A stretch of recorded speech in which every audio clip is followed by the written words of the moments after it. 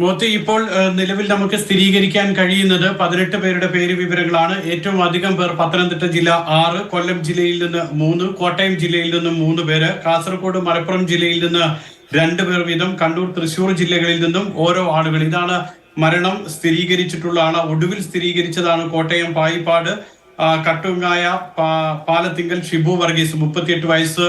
അതിന് തൊട്ട് മുൻപ് നമ്മൾ പറഞ്ഞത് തൃശൂർ ചാവക്കാട് സ്വദേശി ബിനോയ് തോമസ്. ഇത് രണ്ടുമാണ് അല്പം മുൻപ് സ്ഥിരീകരിച്ചത്. ഇപ്പോൾ ലഭിക്കുന്ന വിവരം അനുസരിച്ച് എറണാകുളം ജില്ലയിൽ നിന്നുമുള്ള ഒരു മരണ വിവരം കൂടി വരുന്നുണ്ട്. അതിന്റെ പേരും ലഭിച്ചിട്ടുണ്ട്, പക്ഷെ വീട്ടുപേര് ലഭിക്കാനുണ്ട്.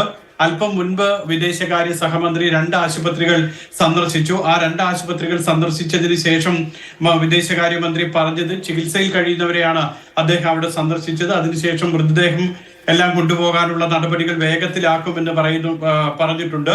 അതോടൊപ്പം തന്നെ മറ്റൊരു വിവരം കൂടി ഇപ്പോൾ വരുന്നുണ്ട്. കണ്ണൂർ പയ്യന്നൂർ സ്വദേശി, പേര് പറയുന്നില്ല, കണ്ണൂർ പയ്യന്നൂർ സ്വദേശിയുടെ മരണ വിവരം കൂടി വരുന്നു. അങ്ങനെ 2 മരണ വിവരം കൂടി ഇപ്പോൾ വരുന്നുണ്ട്. ഒന്ന് എറണാകുളത്ത് നിന്നും, മറ്റൊരാൾ കണ്ണൂർ പയ്യന്നൂരിൽ നിന്നും. ഈ 2 മരണ വിവരം കൂടി ആ വീട്ടുപേര് കൂടി അറിയുമ്പോൾ നമ്മൾ സ്ഥിരീകരിക്കാം അല്പസമയത്തിനകം തന്നെ. അങ്ങനെയാണെങ്കിൽ മരിച്ചവരിൽ തിരിച്ചറിഞ്ഞ മലയാളികളുടെ എണ്ണം 20 വർദ്ധിക്കും.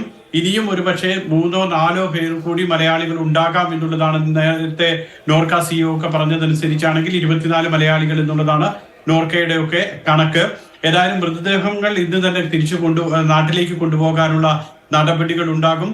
ചില മൃതദേഹങ്ങൾ അപ്പോഴും തിരിച്ചറിയാത്തതുണ്ട്. അത്രത്തോളം പൊള്ളലേറ്റും മുഖം വ്യക്തമാകാത്തതുമായിട്ടുള്ള മൃതദേഹങ്ങളുണ്ട്.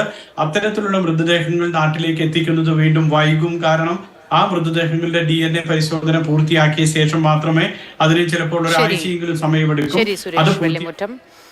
അങ്ങനെ അനൗദ്യോഗികമായി 24 എന്ന ഒരു എണ്ണം പറയുമ്പോഴും സ്ഥിരീകരിച്ചിരിക്കുന്നത് ഇപ്പോൾ 18ആണ്. മറ്റ് 2 പേര് കൂടി ഉണ്ട് എന്ന് പറയുമ്പോഴും അവരുടെ വീട്ടുപേരോ വിലാസമോ മറ്റ് ബന്ധപ്പെട്ട കാര്യങ്ങളോ ഒന്നും ലഭ്യമല്ലാത്തത് കൊണ്ടാണ് ഇപ്പോൾ അത് പറയാൻ സാധിക്കാത്തത്.